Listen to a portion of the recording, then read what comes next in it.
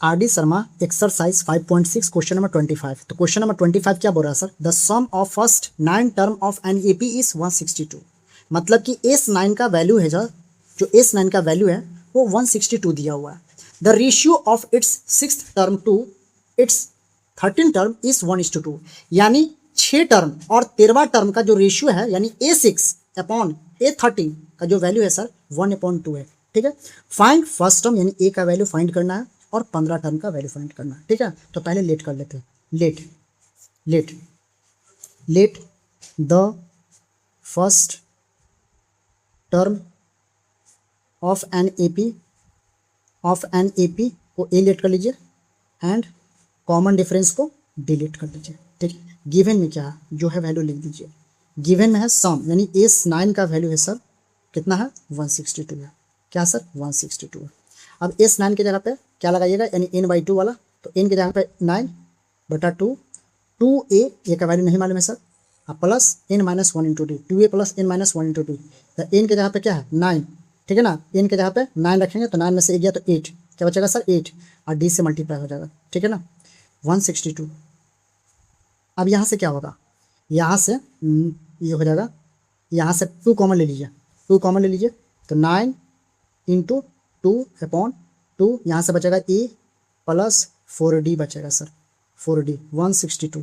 ठीक है सर, अब इसको उधर रिजल्ट कर दीजिए। ठीक है ना, इसको यानी 2 को 160 से मल्टीप्लाई कर दीजिए और किसको करिए 9 × 2 यानी 9 × 2 क्या करिए सर 9 × 2 नीचे ले आइए। ठीक है ना 9 × 2 नीचे ले आइए, a + 4d = 162 × 2 और 9 × कितना हो जाएगा 9 × 2।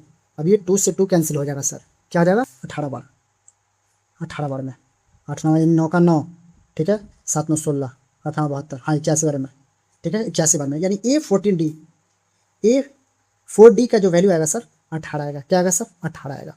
ये आपके पास फर्स्ट इक्वेशन है। ऐसे कर लेते हैं, ए का वैल्यू फाइंड कर लेते हैं पहले।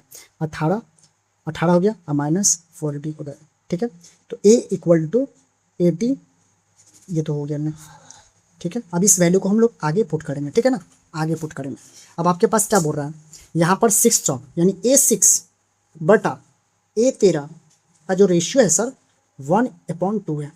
अब A6 के लिए क्या लिख दे सर, A + 5D रख देते हैं और A + 12D डायरेक्ट 13 के लिए 1/2। ठीक है, अब इसको क्या करिए A का वैल्यू पुट करिए सर। A का वैल्यू क्या रखें 18 - 4D + 5D और ये क्या हो जाएगा, A की जगह पर रख दीजिए 18 - 4D - 4D sorry 12D। A का वैल्यू 18 - 4D और प्लस ये 12D = 1/2। ठीक है, ये हो जाएगा सर 18 और ये क्या हो जाएगा प्लस D हो जाएगा सर। अब ये हो जाएगा 18 ये कितना हो जाएगा प्लस 8D हो जाएगा सर। ठीक है ना 8D हो जाएगा 1/2, यानी फिर से देख लेते हैं, यानी 5D में से इतना गया D। ठीक है, और ये हो जाएगा 8D। ठीक है, अब इसको क्रॉस मल्टीप्लाई कर दीजिए, यानी 18 दूनी 36 प्लस 2D = उधर कर लीजिए 1 को मल्टीप्लाई करिए 18 प्लस क्या हो जाएगा 8D हो जाएगा सर। ठीक है ना, अब जो है उसको कॉमन लेके काट दीजिए, छोटा कर दीजिए या फिर उधर कर लीजिए। एक तरफ बिना नंबर वाला, एक तरफ एक तरफ D वाला वैल्यू रखिए और एक विदाउट D वाला रखिए। तो यहाँ पे 2D - 8D हो जाएगा सर और ये हो जाएगा 18 - 36। यहाँ से क्या बचेगा, यहाँ से बचेगा 6D = यहाँ से बचेगा -18, यानी D का वैल्यू क्या होगा सर 3 होगा। D का वैल्यू 3 आ गया। अब D का वैल्यू 3 आ गया तो A का वैल्यू निकाल दीजिए, पुटिंग D इसको first putting D in A में पुट कर दीजिए। A का इक्वेशन क्या है सर, A = 18 - 4 × D का वैल्यू क्या है सर 3। A = 18 4 3 12, A का वैल्यू क्या हो जाएगा सर 6। अब A का वैल्यू 6 है, D का वैल्यू 3 है। हमसे क्या पूछ रहा है, फर्स्ट टर्म हमसे पूछ रहा था, तो फर्स्ट टर्म हम लोग का वैल्यू क्या आया सर 6 आया, फर्स्ट टर्म तो निकल गया। अब हमसे पूछ रहा है सर क्या 15 टर्म यानी A15 का वैल्यू पूछ रहा है, सम 15 का नहीं पूछ रहा है, A15 का वैल्यू पूछ रहा है सर। तो A15 के लिए लिख सकता हूँ A + 14D।